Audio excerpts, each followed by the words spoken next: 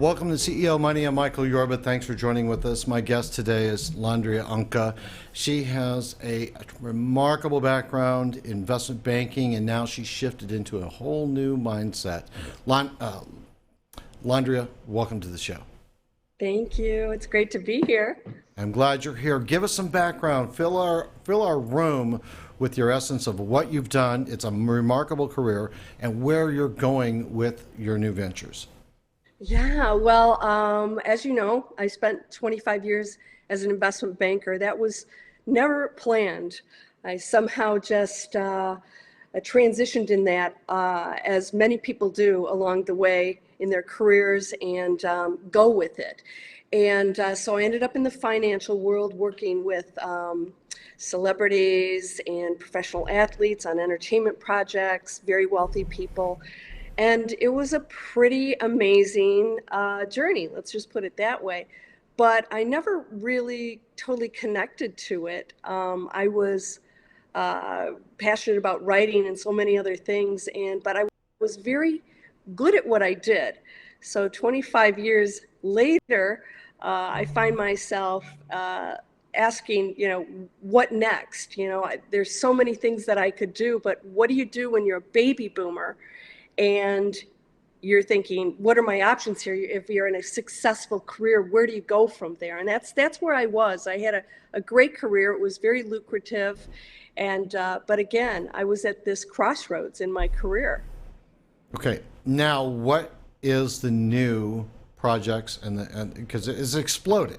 I mean, you have all kinds of people clattering all over the globe about you. Tell our audience what it is. Well, what happened is, most people, when they get to be my age and they are established in a career, they don't think they have anywhere else to go. And I think that we have so many opportunities right now open to us through technology. And as an investment banker, I knew that. I saw the companies that I was working with that were really successful were going into technology. They were getting higher profits and revenues, automating things, using affiliate marketing, and all of the programs out there that so many companies were not utilizing. And I realized that I could create the kind of freedom that I truly wanted and go after the things I was passionate about if I learned technology. And so that's exactly what I did. I quit my investment banking career after 25 years, and I decided to write a book. I was very passionate about writing, so I wrote a best-selling award-winning book called The Rooftop Christmas Tree. It was turned into a television movie. That's sort of unheard of, to get that in your first book. Wrote several more, learned how to use technology, and created online businesses because I realized there's so many people out there like myself who don't know where to go. And they're so unhappy in their careers and their jobs. And I see these business owners, struggling, working hard, and we were having to raise millions of dollars to keep them going. And the success rate was not very high. And I realized technology was opening up doors for so many people, like individuals who could never dream of having their own businesses. And it felt really good to open up that gateway for them and show them there's another way. Tell me about the businesses that you started, so the audience gets a flavor for your style, your path.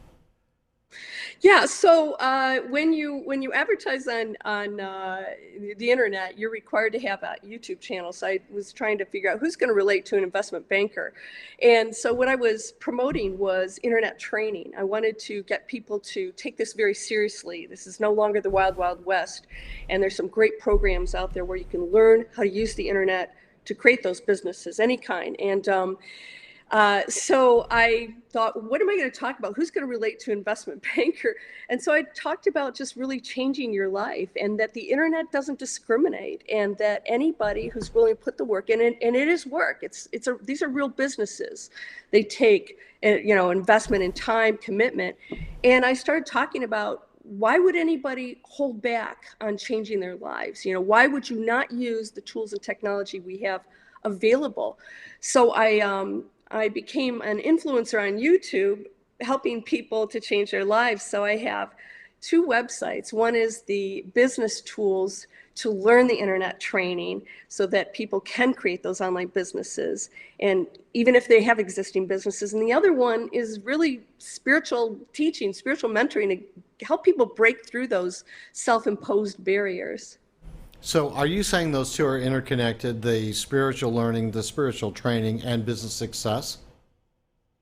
Yeah, and the reason why, Michael, is because people are changing how they think about their lives. They really care more about living quality lives. It's not just about the money. You're probably going to see out there that people are more concerned about helping one another, time with their families, and that's what they're so focused on, is quality of life. So I do have a focus on that with landria.com. We talk about, it's so important to go after your passion first. And then let's use the tools in business to make that other part of your life work, because so many people are going into jobs that they hate. 85% of people hate their jobs, and they don't know where to go from there. And I'm telling people, you should balance these things out. You should go after a life you love and start pursuing the things that you're passionate about, and the money will come. Just go out and don't be afraid to learn something new, and get that out of your head, that there are barriers in age or education or anything else. And this is global.